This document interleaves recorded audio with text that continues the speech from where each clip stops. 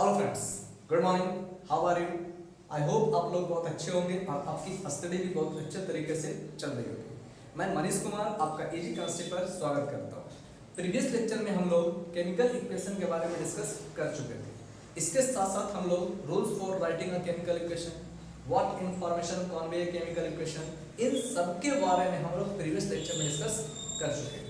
आज हम लोग बहुत ही इंपॉर्टेंट टॉपिक के बारे में डिस्कस करेंगे और उस इंपॉर्टेंट टॉपिक का नाम क्या है, advantages and disadvantages of a chemical equation. ठीक है, हम ये भी जानते हैं किसी केमिकल रिएक्शन को उसके शॉर्ट फॉर्म में लिखा जाता है in terms of symbol and molecular formula, that is called the chemical equation. तो सोचिए, अगर किसी केमिकल इक्वेशन को उसके शॉर्ट फॉर्म में लिखा जा रहा है, केमिकल इक्वेशन के रूप में लिखा जा रहा है, तो इसका मतलब क्या है कि जरूर इसका कोई ना कोई एडवांटेज मौजूद होगा। ठीक है, यानी कुछ एडवांटेजेस मौजूद होंगे और जहां इनके कुछ एडवांटेज मौजूद होते हैं उसी प्रकार इनमें कुछ डिसएडवांटेजेस भी मौजूद होते हैं। तो आज हम लोग इसी के बारे में डिस्कस करेंगे कि आखिर केमिकल इक्वेशन में कौन कौन से डिसएडवांटेज मौजूद है, कौन कौन से एडवांटेजेस मौजूद है। तो चलिए without wasting time I come on the topic advantages and disadvantages of the chemical equation. ठीक है, और इन दोनों को समझने के लिए we have to consider on a chemical equation. हमें क्या करना है, किसी केमिकल इक्वेशन पर कंसीडर करना है। ठीक है, जैसे वो केमिकल इक्वेशन क्या है, ध्यान दीजिए। अगर कहा जा रहा है यहाँ पर कि जब sodium metal when sodium metal react with cold water, जब सोडियम मेटल अगर कोल्ड वाटर के साथ रिएक्शन करता है तो हम जानते हैं सोडियम हाइड्रोक्साइड का फॉर्मेशन करता है और इसके साथ साथ हाइड्रोजन गैस का इवोल्यूशन करता है। ठीक है, ये आपका क्या है, केमिकल इक्वेशन है जो एक केमिकल रिएक्शन को रिप्रेजेंट कर रहा है।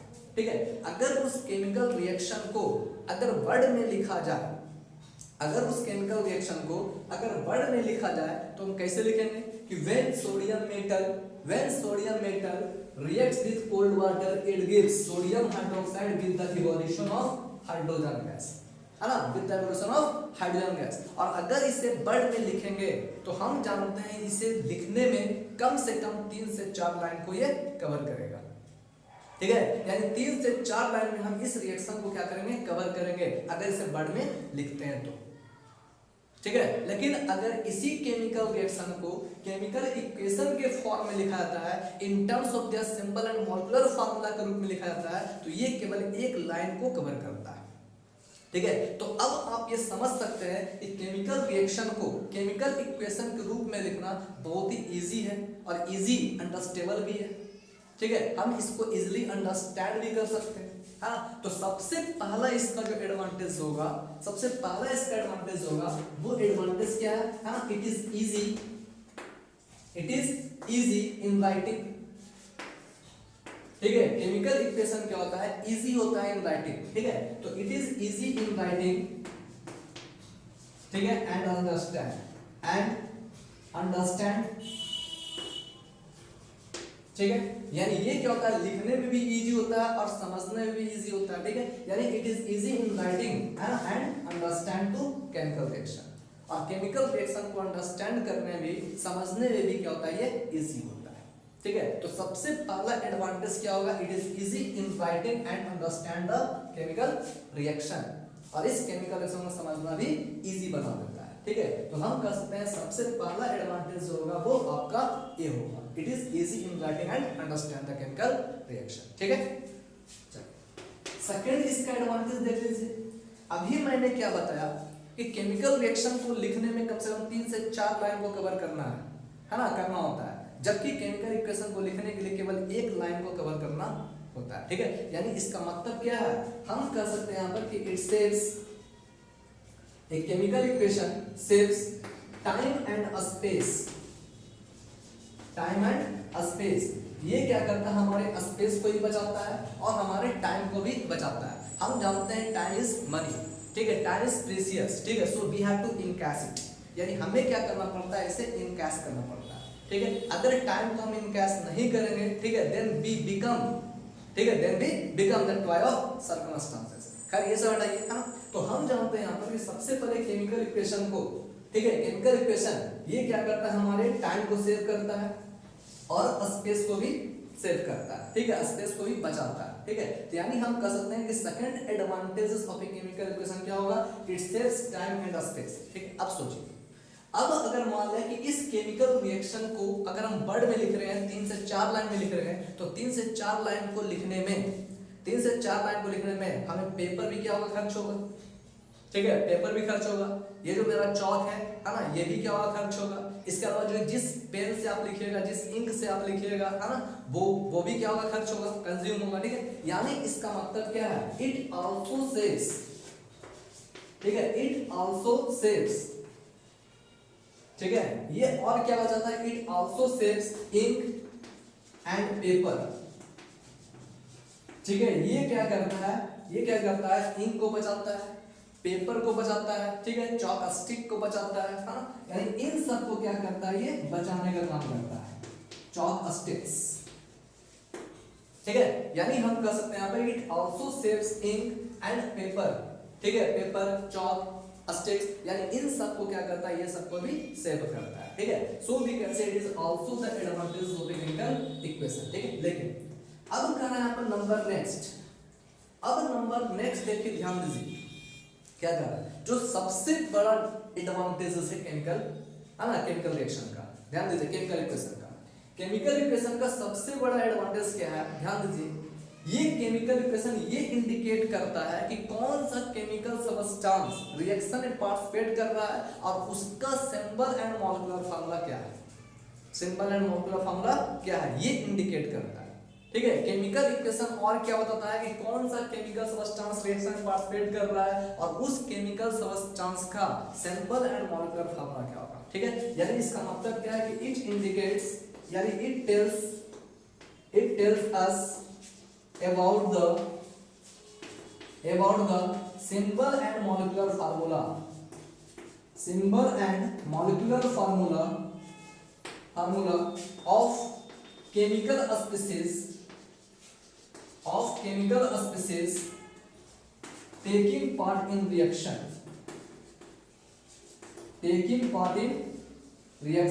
यानी रिएक्शन में पार्टिसिपेट करने वाले केमिकल स्पीशीज के वो सिंबल और मॉलिक्यूलर फार्मूला को भी इंडिकेट करता है। ठीक है, यानी हम कह सकते हैं कि ये सब क्या है, advantages of a chemical equation है। अब ध्यान दीजिए, इनका सबसे बड़ा जो एडवांटेजेस है वो एडवांटेज क्या, अभी मैंने क्या बताया कि केमिकल इक्वेशन क्या रिप्रेजेंट करता है, symbol and molecular formula of those chemical species which taking part in reaction में जो पार्टिसिपेट करता है उसके सिंबल एंड मॉलिक्यूलर फार्मूला को भी ये इंडिकेट करता है। ठीक है, बताता है। अब सोचिए, हम ये भी जानते हैं कि same symbol and molecular formula is used, same symbol and molecular formula is used in all over the world. पूरे वर्ल्ड में same symbol and molecular formula का यूज होता है। ठीक है, यानी जितना भी कंपाउंड है, जितना भी केमिकल कंपाउंड है, उन सभी केमिकल कंपाउंड का केवल एक ही मॉलिक्यूलर फार्मूला होता है। ठीक है, एक ही तरह से उसको हम सिंबलाइज करते हैं। ठीक है, यानी इसका मतलब क्या है कि same symbol and molecular formula is used in all over the world and that's why scientist face no types of difficulties to understand the reaction, to understand the substances, chemical substances and to understand the chemical equations. ठीक है, यानी इसका मतलब क्या हो गया, ध्यान दीजिए, अभी मैंने क्या बताया कि सेम सिंबल, ठीक है, we know that same symbol and molecular formula, same symbol and molecular formulas are used in all over the world,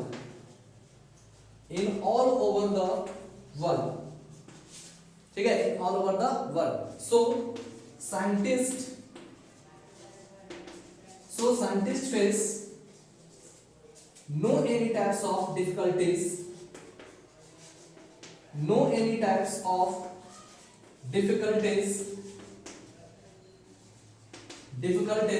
to understand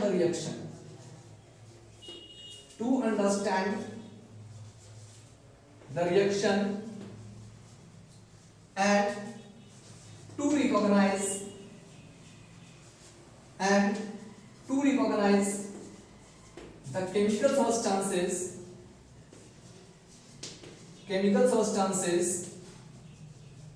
chemical substances taking part in reaction,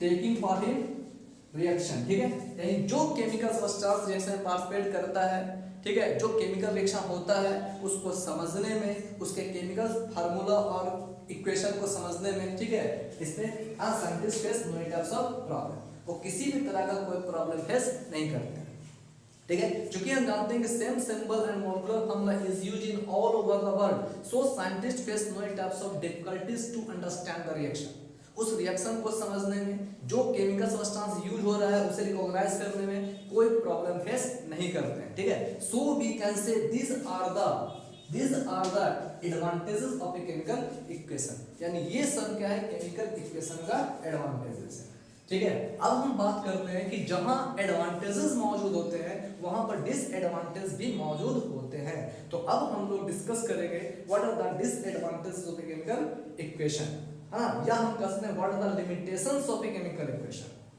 chemical equations के कौन-कौन सा limitation है, कौन-कौन सा है ना, क्या disadvantages है, अब हम इसके बारे में डिस्कस करेंगे। तो चलिए अब देखते हैं disadvantages of a chemical equation, लेकिन इसके तरह से ही इसे समझने के लिए भी हम क्या करते हैं, किसी केमिकल इक्वेशन का ही यूज करेंगे, ठीक है। चलिए अब देखते हैं, सबसे पहला हम यहाँ पर एक इक्वेशन ले रहे हैं, ठीक है, वो इक्वेशन क्या है, ध्यान दीजिए, एक हम इक्वेशन ले रहे हैं SO2, अगर ये SO2 O2 से अगर रिएक्ट करता है तो हम जानते हैं SO3 सल्फर ट्राइऑक्साइड का फॉर्मेशन करता है, ठीक है, ये सल्फर ट्राइऑक्साइड देखिए यहाँ पर सल्फर डाइऑक्साइड जो होता है जब ऑक्सीजन से रिएक्ट करता है तो सल्फर ट्राइऑक्साइड का फॉर्मेशन करता है, ठीक है। चलिए अब थोड़ा ध्यान दीजिए, ये जो सल्फर डाइऑक्साइड है हम क्या जान रहे हैं, लिमिटेशंस ऑफ केमिकल इक्वेशन या डिसएडवांटेज ऑफ केमिकल इक्वेशन, ऐसे समझने के लिए हम क्या कर रहे हैं, किसी केमिकल इक्वेशन पर कंसीडर कर रहे हैं, ठीक है, हम बहुत से केमिकल इक्वेशन पर कंसीडर करेंगे और उस केमिकल इक्वेशन पर कंसीडर करने के बाद हम ये डिस्कस करेंगे कि आखिर इसमें डिसएडवांटेजेस क्या है, ठीक है। चलिए अब देखिए SO2 से क्या फॉर्म हो रहा है, SO3 का फॉर्मेशन हो रहा है, लेकिन अब ये देखिए हम जानते हैं कि ये जो SO2 है ये क्या है, गैस है, सल्फर डाइऑक्साइड गैस होता है, ऑक्सीजन भी गैस होता है और सल्फर ट्राइऑक्साइड भी गैस होता है, ठीक है, लेकिन ये केमिकल इक्वेशन ये इंडिकेट नहीं कर पा रहा है कि ये जो SO2 जो है वो क्या गैसेस इन फॉर्म है या सॉलिड इन फॉर्म है या लिक्विड इन फॉर्म है, ठीक है, यानी इसका मतलब क्या है कि केवल SO2 लिख देने से हम ये पता नहीं चलता है कि ये लिक्विड इन फॉर्म होगा, गैसेस इन फॉर्म होगा या सॉलिड इन फॉर्म होगा, ठीक है। तो हम कह सकते हैं chemical equation does not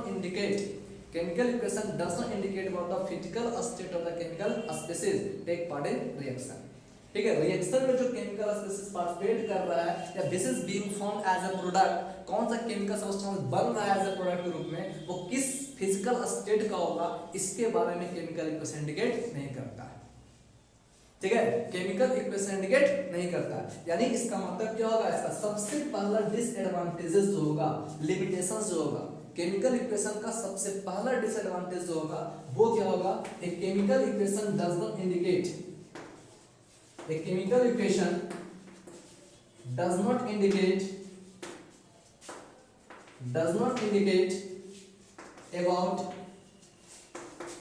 about the physical state of chemical species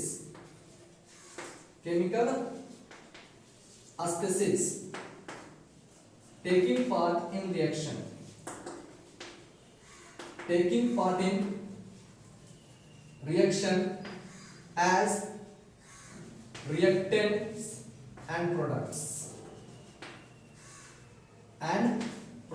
ठीक है, which is being formed, जो बन रहा है, ठीक है।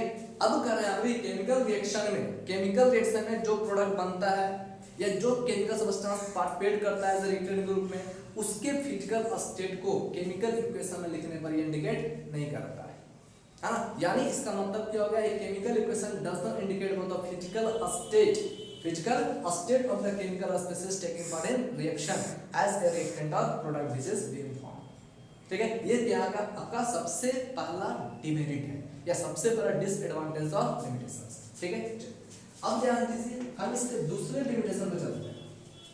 इसका दूसरा लिमिटेशन क्या कह रहा है, जो ध्यान दीजिए, इसे भी समझने के लिए हम किसी दूसरे केमिकल इक्वेशन पर कंसीडर करते हैं। एक केमिकल इक्वेशन क्या है, आप ध्यान दीजिए, एक इक्वेशन क्या है CH4 plus O2, CH4 plus O2 form क्या करता है CO2 plus H2, CO2 plus H2।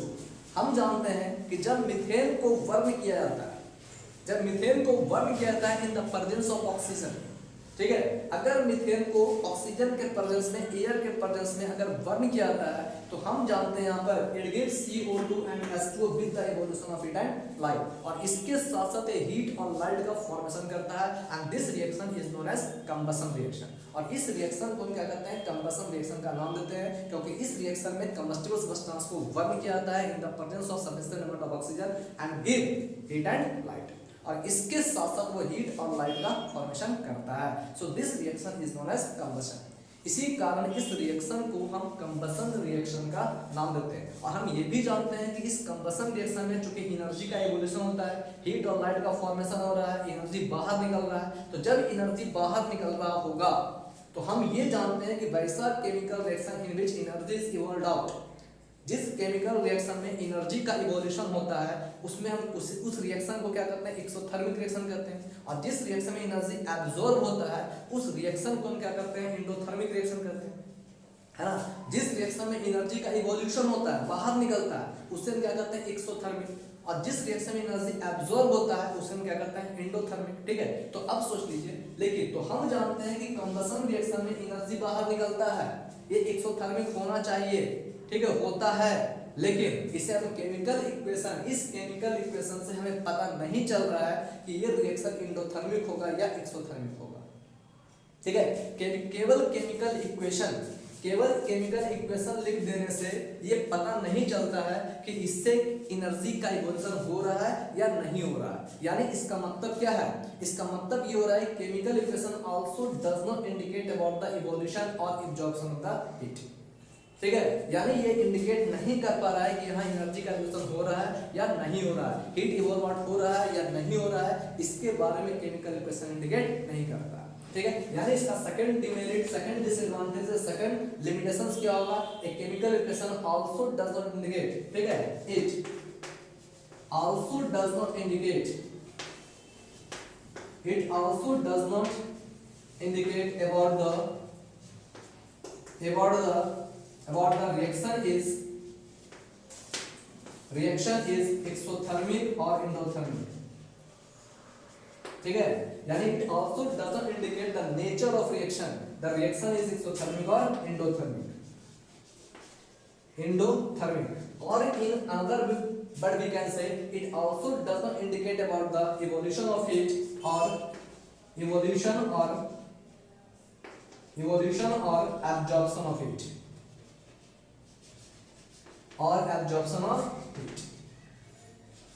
ठीक है, यानी chemical equation also does not indicate the nature of reaction, the reaction is exothermic और एंडोथर्मिक, रिएक्शन एक्सोथर्मिक है या एंडोथर्मिक है इसके बारे में इंडिकेट नहीं करता है। कहां पर एनर्जी एब्जॉर्ब हो रहा है या इवॉल्व हो रहा है, it also does not indicate about the evolution of heat और एब्जॉर्प्शन ऑफ हीट। ठीक है, या इवोल्यूशन ऑफ एनर्जी और एब्जॉर्प्शन ऑफ एनर्जी, इसके बारे में भी केमिकल इक्वेशन इंडिकेट नहीं करता है। So we can say it is the also limitations of chemical equation.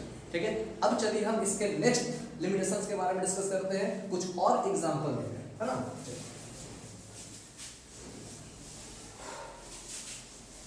अब देखिए हम यहाँ पर एक एग्जांपल ले रहे हैं, वो एग्जांपल क्या है, अगर जिंक मेटल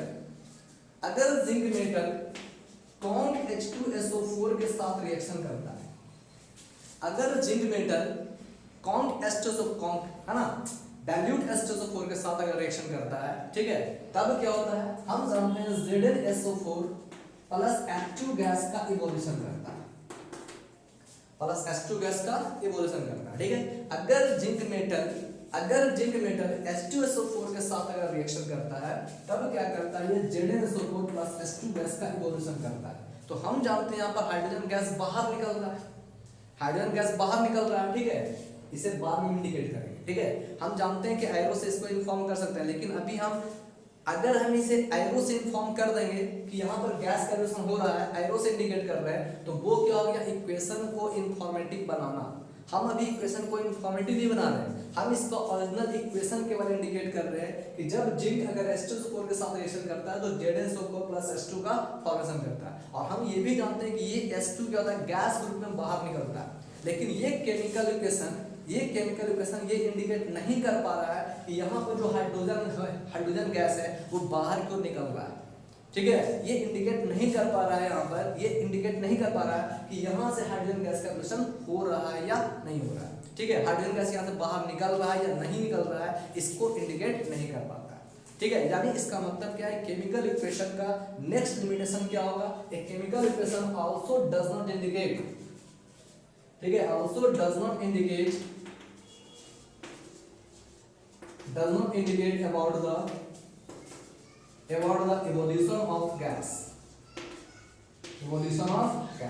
ये गैस के इवोल्यूशन के बारे में भी इंडिकेट नहीं करता है, ठीक है। यानी हम कह सकते हैं कि the next limitations of chemical equation, ठीक है। तो इससे ये पता चल रहा है यहाँ पर कि केमिकल इक्वेशन जो है हाइड्रोजन गैस का रिएक्शन हो रहा है या नहीं हो रहा है, इसको क्लियरली इंडिकेट नहीं कर पा रहा है, ठीक है। तो हम कह सकते हैं कि the next limitations of chemical equation it does not indicate about the evolution of gas, ठीक है। अब हम नेक्स्ट इक्वेशन को कंसीडर करते हैं। जैसे एक इक्वेशन हम क्या ले रहे हैं, ध्यान दीजिए, ये इक्वेशन दिया गया है BaCl2।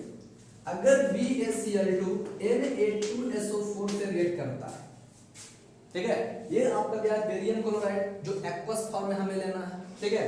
Na2SO4 इसका भी एक्वस फॉर्म में है। अगर ये दोनों आपस में एक्वस फॉर्म में रिएक्ट करता है तो रिएक्ट करने के बाद ये क्या बनाता है, BaSO4 का फॉर्मेशन करता है और प्लस क्या बनाता है, 2NaCl का फॉर्मेशन करता है। ये NaCl एक्वस फॉर्म में होता है, जबकि ये BaSO4 सॉलिड फॉर्म में होता है, इनसॉल्युबल होता है and can be settled down at the bottom as a precipitate. और प्रेसिपिटेट ग्रुप में क्या होता है, नीचे की ओर टेस्ट ट्यूब में बैठ जाता है, ठीक है। अगर इस रिएक्शन को टेस्ट ट्यूब में किया जाए, ठीक है, तो ये जो रिएक्शन, ये जो फॉर्मेशन होता है BaSO4 का, ये क्या होता है, नीचे की ओर सेटल डाउन हो जाएगा। मतलब क्या होता है, ये सॉलिड सब्सटेंस के रूप में एक इनसॉल्युबल सब्सटेंस का फॉर्मेशन करता है और इस इनसॉल्युबल सब्सटेंस को हम क्या करते हैं, प्रेसिपिटेट का नाम देते हैं, ठीक है।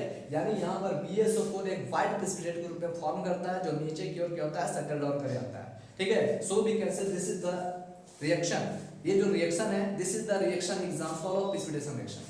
ये वैसा रिएक्शन जो किसका एग्जांपल है, प्रेसिपिटेशन रिएक्शन का एग्जांपल है, ठीक है। क्यों, क्योंकि इन this reaction precipitate is form, क्योंकि इस रिएक्शन में प्रेसिपिटेट का फॉर्मेशन होता है, ठीक है। चूंकि कर रहे हैं यहाँ पर, चूंकि इन दिस रिएक्शन प्रेसिपिटेट का फॉर्मेशन हो रहा है, so this type of reaction is known as precipitation reaction, ठीक है। अब प्रेसिपिटेट को इंडिकेट करने के लिए हम डाउन एरो का यूज करते हैं, लेकिन हमें क्या करना है, अभी इन सब का यूज नहीं करना है, ठीक है। क्योंकि अभी मैंने बताया कि अगर हम इसे एरो से इंडिकेट कर देंगे, ठीक है, तो ये क्या हो जाएगा, केमिकल इक्वेशन को इंफॉर्मेटिव बनाना। तो हम इसको एक्सटर्नली अगर इसको इंफॉर्मेटिव बनाने के लिए, शो करने के लिए हम डाउन एरो का यूज करते हैं, ठीक है। तो उसे कहते हैं केमिकल इक्वेशन का informative banana.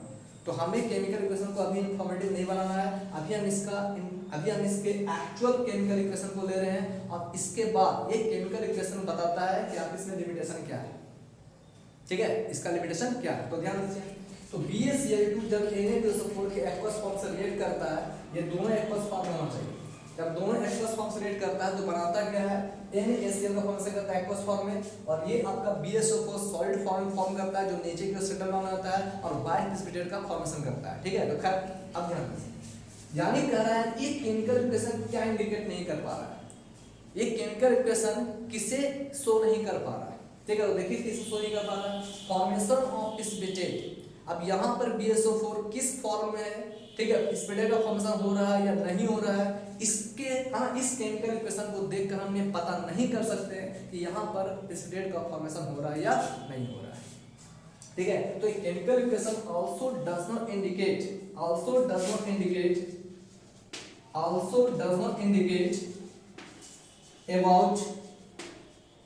about formation of precipitate, ठीक है। हम जानते हैं ये व्हाइट प्रेसिपिटेट होता है, ठीक है, लेकिन ये केमिकल इक्वेशन इंडिकेट नहीं कर पा रहा है कि ये प्रेसिपिटेट का फॉर्मेशन करता है, ठीक है, so we can say a chemical equation also does not indicate about the formation of precipitate, इसे इंडिकेट नहीं कर पाता। ठीक है, अब देखिए कुछ और केमिकल इक्वेशन पर हम कंसीडर करते हैं। वो केमिकल इक्वेशन आप क्या ध्यान दीजिए, N2 + 3H2। इस रिएक्शन को तो आप जानते ही हैं, ठीक है, छोटा इक्वेशन है लेकिन इंफॉर्मेशन बहुत बड़ा है ना। इंफॉर्मेशन क्या है, बहुत ज्यादा देता है ना। तो N2 + 3H2 फॉर्म क्या करता है, 2NH3 का फॉर्मेशन करता है। ठीक है, 2NH3 का फॉर्मेशन करता है। लेकिन ध्यान दीजिएगा, अब हम जानते हैं कि ये जो केमिकल रिएक्शन होता है, जब नाइट्रोजन रिएक्ट विद हाइड्रोजन, जब nitrogen react with hydrogen eight low temperature but high pressure, ठीक है, यहां क्या होगा, लो temperature but high pressure, low temperature but high pressure in the presence of a catalyst, in the presence of a catalyst, तब जाकर क्या होता है, अमोनिया गैस का फॉर्मेशन होता है। ठीक है, जब नाइट्रोजन हाइड्रोजन से रिएक्ट करता है at low temperature but high pressure in the presence of the catalyst and then ammonia gas is form, तब जाकर क्या होता है, अमोनिया गैस का फॉर्मेशन होता है। ठीक है, लेकिन अब थोड़ा सा ध्यान क्या देना है कि अगर ये कंडीशन जैसे ही चेंज हुआ, अगर लो टेम्परेचर हाई प्रेशर के प्लेस पर अगर हम हाई टेम्परेचर और लो प्रेशर ले ले, तब ये रिएक्शन क्या होता है, शिफ्टिंग अदर डायरेक्शन, तो वो दूसरे डायरेक्शन में क्या होता है, शिफ्ट कर जाता है। ठीक है, मतलब क्या हो गया कि अगर यहाँ पर लो टेम्परेचर और हाई प्रेशर है, लो टेम्परेचर और हाई प्रेशर है, तब क्या होता है, अमोनिया गैस का फॉर्मेशन होता है। ठीक है, अमोनिया गैस का फॉर्मेशन होता है, मतलब रिएक्शन जो हो रहा है वो लेफ्ट टू राइट की ओर हो रहा है। ठीक है, मतलब रिएक्शन जो होगा वो क्या होगा, लेफ्ट टू राइट की ओर होगा। लेकिन जैसे ही कंडीशन भी चेंज, अगर हम यहाँ पर कंडीशन चेंज करेंगे कि अगर यहाँ पर लो टेम्परेचर के प्लेस पर हाई टेम्परेचर और लो प्रेशर ले लें, तो रिएक्शन जो होगा will shift in other direction, तो रिएक्शन जो होगा वो दूसरे डायरेक्शन में शिफ्ट कर जाएगा। मतलब क्या है कि अब यहाँ पर रिएक्शन जो होगा राइट टू लेफ्ट हो जाएगा। अभी लेफ्ट टू राइट हो रहा था रिएक्शन, लेकिन जैसे ही कंडीशन को हम चेंज करेंगे तो रिएक्शन जो होगा वो राइट टू लेफ्ट हो जाएगा। मतलब क्या हो गया कि अमोनिया से नाइट्रोजन और हाइड्रोजन गैस का फॉर्मेशन होना शुरू हो जाएगा। ठीक है, यानी इसका मतलब क्या, ये डिपेंड किस पर कर रहा है, इन इस कंडीशंस पर डिपेंड कर रहा है। ठीक है, ये जो रिएक्शन होता है ये डिपेंड किस पर कर रहा है, कंडीशन पर डिपेंड कर रहा है। ठीक है, मतलब ये रिएक्शन जो होता है दोनों डायरेक्शन में हो सकता है, तो वैसा रिएक्शन जो दोनों डायरेक्शन में होता है उसको हम क्या कहते हैं, रिवर्सिबल रिएक्शन कहते हैं। और रिवर्सिबल रिएक्शन को इंडिकेट करने के लिए हम डबल एरो का यूज करते हैं। ठीक है ना, तो रिवर्सिबल रिएक्शन को हम इस तरह से इंडिकेट करते हैं। लेकिन अगर सिंगल एरो होगा तो वो इंडिकेट करता है रिवर्स, है ना, इररिवर्सिबल रिएक्शन, मतलब वो रिएक्शन एक ही डायरेक्शन में होगा। जो रिएक्शन एक डायरेक्शन में होता है उसको कहते हैं रिवर्सिबल रिएक्शन, और जो रिएक्शन दोनों डायरेक्शन में होता है उसको हम क्या कहते हैं, रिवर्सिबल रिएक्शन कहते हैं। ठीक है, तो आप सोचिए, यानी ये जो N2 + 3H2 है वो क्या करता है, NH3 का फॉर्मेशन होता है, करता है, NH3 का फॉर्मेशन करता है। लेकिन ये जो फॉर्मेशन हो रहा है, ये जो फॉर्मेशन हो रहा है, अब यहाँ पर रिएक्शन रिवर्सिबल हो रहा है या इररिवर्सिबल हो रहा है, इसको केमिकल इक्वेशन इंडिकेट नहीं कर पा रहा। ठीक है, ये तो हम क्या के कंडीशन लिखे हैं केवल इनफॉर्म बनाने के लिए। अगर मान लिया, ठीक है, अगर केवल ये इक्वेशन दिया हुआ है N2 + 3H2 फॉर्म कर रहा है NH3, इसको हम डालते हैं। ठीक है, अगर सोच लीजिए केवल ये इक्वेशन दिया हुआ है, इस इक्वेशन से हमको ये पता नहीं चलेगा कि आखिर यहाँ पर अभी NH3 का फॉर्मेशन हो रहा है या N2 + 3H2 का फॉर्मेशन हो रहा है। ठीक है, जब तक हमको ये कंडीशन पता नहीं चलता, ठीक है, तब तक हम ये पता नहीं कर सकते हैं कि ये रिएक्शन जो हो रहा होगा वो रिएक्शन जो हो रहा होगा वो रिवर्सिबल डायरेक्शन में हो रहा होगा या इररिवर्सिबल हो रहा होगा। ठीक है, इसमें कौन सा कंडीशन अप्लाई कर रहे हैं, है ना, ये भी आपको पता नहीं चल रहा है कि इस केमिकल इक्वेशन में हम कौन सा, इस केमिकल रिएक्शन में कौन कौन सा कंडीशन अप्लाई हुआ है, इसे हम केमिकल इक्वेशन से इंडिकेट नहीं कर सकते। ठीक है, हालांकि इस सब बाद हम जानेंगे कि आखिर यहाँ पर टेम्परेचर को बढ़ाने पर या घटाने पर आखिर रिएक्शन में ये चेंजिंग हो गया, क्यों हो गया, इसके बारे में हम नेक्स्ट लेक्चर में डिस्कस करेंगे। ठीक है, कि आखिर ऐसा क्यों होता है, लो टेम्परेचर पर अमोनिया गैस का फॉर्मेशन होता है, हाई टेम्परेचर पर N2 + 3H2 बन जाता है, क्यों बन जाता है ना, क्यों ऐसा होता है, इसको हम नेक्स्ट लेक्चर में डिस्कस करेंगे। ठीक है, अभी केवल इतना याद रखना है यहाँ पर, क्योंकि हमें भी जानना है वो लिमिटेशंस ऑफ केमिकल इक्वेशन के बारे में केवल डिस्कस करना है। ठीक है, तो केमिकल इक्वेशन, तो ये केमिकल इक्वेशन ये इंडिकेट नहीं कर पा रहा है कि ये रिएक्शन रिवर्सिबल होगा या इररिवर्सिबल होगा, इसमें कौन सा कंडीशन अप्लाई हो रहा है या नहीं हो रहा है, इसके बारे में इंडिकेट नहीं करता है। ठीक है, यानी इसका मतलब क्या, ये केमिकल इक्वेशन क्या क्या इंडिकेट कर रहा है, जो देखिए अब कर रहे हैं, chemical equation does not indicate about also does not indicate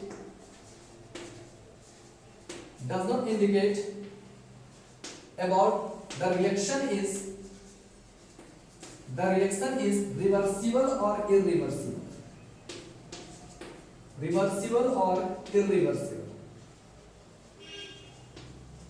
reaction जो होता है वो रिवर्सिबल होता है या इररिवर्सिबल होता है, इसको ये इंडिकेट नहीं कर पाता, ठीक है। इसके अलावा और क्या इंडिकेट नहीं कर पाता है?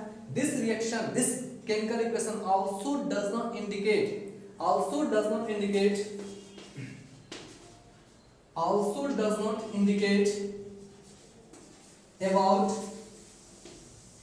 about the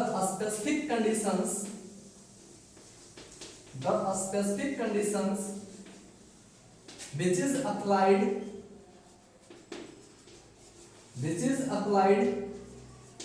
during a chemical reaction, during this chemical reaction.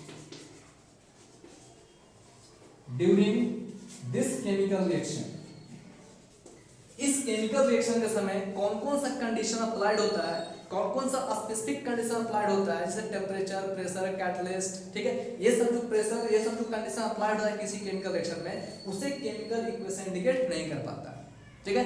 यानी इसका मतलब क्या है? Also does not indicate about the specific conditions. Specific condition मतलब समझ आया? टेम्परेचर अप्लाई होता है, प्रेशर अप्लाई होता है, कैटलिस्ट का यूज करते हैं, वॉल्यूम इंक्रीज करते हैं, ठीक है। यानी ये सब क्या कराता है? स्पेसिफिक कंडीशंस कराता है, ठीक है। तो हम जानते हैं chemical equation also does not indicate about the specific condition, this is applied in a chemical reaction. Chemical reaction में जो जो कंडीशन अप्लाई होता है उसे एक केमिकल इक्वेशन इंडिकेट नहीं कर पाता, ठीक है। उसे एक chemical equation does not indicate, और इसी काम कर सकते हैं, it is also the limitations of chemical equation, ठीक है। चलिए अब ध्यान दीजिए, अब कहा जा रहा है यहाँ पर एक केमिकल इक्वेशन ऑफ, अगर कह रहा है यहाँ पर, जैसे सपोज कर लेते हैं यहाँ पर CuSO4 है, अगर ये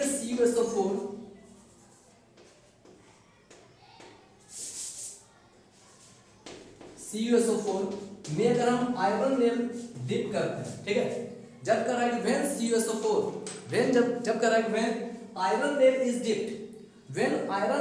dipped into the solution of copper sulphate, ठीक है। After some time we observe that the bluish colour of copper sulphate will change into light yellowish green in colour due to the formation of FeSO4। तो ये क्या करता है? FeSO4 का formation करता है विद C, ठीक है। हम जानते हैं कि जब आयरन नेल को हम कॉपर सल्फेट सॉल्यूशन में डिप करते हैं, ठीक है, तो कुछ देर के बाद हम क्या ऑब्जर्व करते हैं कि bluish colour of copper sulphate will change into light yellowish green in colour due to the formation of FeSO4। तो इसका ब्लूइश कलर जो होता है वो light yellowish green in colour में चेंज होता है, ठीक है। लाइट येलोइश ग्रीन कलर में चेंज होता है, और ये लाइट येलोइश ग्रीन कलर में चेंज क्यों हो गया? Due to the formation of FeSO4। यानी इसका मतलब है ये जो कॉपर सल्फेट है वो चेंज किसमें हो गया? FeSO4 में, ठीक है। कलर चेंज मतलब कंपाउंड चेंज, ठीक है। इसका ब्लू कलर था, कॉपर सल्फेट था, अब क्या हो गया? लाइट येलोइश ग्रीन हो गया, मतलब क्या हो गया? FeSO4 हो गया। तो यानी इसका मतलब क्या है कि कलर चेंज मतलब कंपाउंड चेंज मतलब केमिकल रिएक्शन हो गया। यानी कलर चेंज से भी पता चलता है कि केमिकल रिएक्शन होता है, लेकिन इस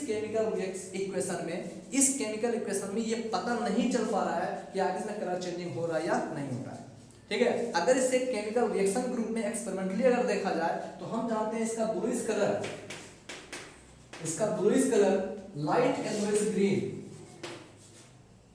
येलोइश ग्रीन इन कलर में चेंज होता है due to the formation of FeSO4, ठीक है ना। हम जानते हैं यहाँ पर कि जब इसका कलर चेंज होता है तो इसका मतलब क्या है? केमिकल रिएक्शन हुआ, मतलब क्या? कोई नया सब्सटेंस बना, ठीक है। यहाँ पर भी देखिए FeSO4 बन गया, ठीक है, और FeSO4 का कलर जो होता है लाइट येलोइश ग्रीन कलर होता है ना।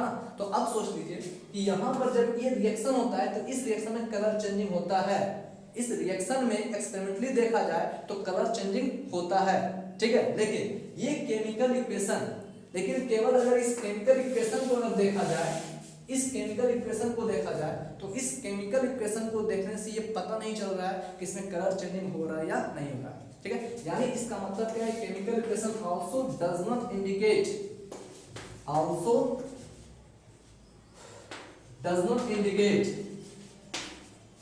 about color changing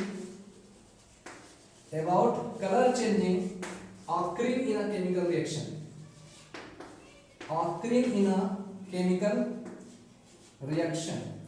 chemical reaction में होने वाले कलर चेंज को केमिकल इक्वेशन इंडिकेट नहीं कर पाता है। So we can say these are the limitations of a chemical equation, यानी ये सब क्या है, केमिकल इक्वेशन का लिमिटेशन है, जो क्या करता है, बहुत से चीज को इंडिकेट नहीं कर पाता है, वो सब चीज जो केमिकल रिएक्शन में होता है लेकिन केमिकल इक्वेशन के रूप में इसको इंडिकेट नहीं किया जा कर पाता है। ठीक है ना। तो अब ये हमें याद रखना है कि आखिर इस केमिकल इक्वेशन में जो डिमेरिट है उसको रिमूव कैसे करेंगे, मतलब केमिकल इक्वेशन में हम क्या क्या ऐसा चेंजिंग करेंगे, कुछ चेंजिंग करके हम इस केमिकल इक्वेशन को मोर इंफॉर्मेटिव बना सकते हैं। यानी केमिकल इक्वेशन में अब हम क्या करेंगे, कुछ चेंजिंग करेंगे और उस चेंजिंग से हम ये पता कर सकते हैं कि केमिकल इक्वेशन को हम बहुत ज्यादा इंफॉर्मेटिव कैसे बना सकते हैं। मतलब क्या है कि केमिकल इक्वेशन में हम कुछ ऐसा लेटर का यूज करेंगे, कुछ चेंजिंग करेंगे जिससे वो केमिकल इक्वेशन ज्यादा से ज्यादा इंफॉर्मेशन देने वाला बन जाएगा। ठीक है, तो अब इसके बाद हम लोग ये डिस्कस करेंगे कि हम किसी केमिकल इक्वेशन को मोर इंफॉर्मेटिव कैसे बना सकते हैं, how can we make a chemical equation more informative. तो इसको देखने के लिए इजी केमिस्ट्री के साथ बने रहें, तब तक के लिए सेफ रहें। Thank you. लेकिन लाइक शेयर और सब्सक्राइब जरूर करें। Thank you.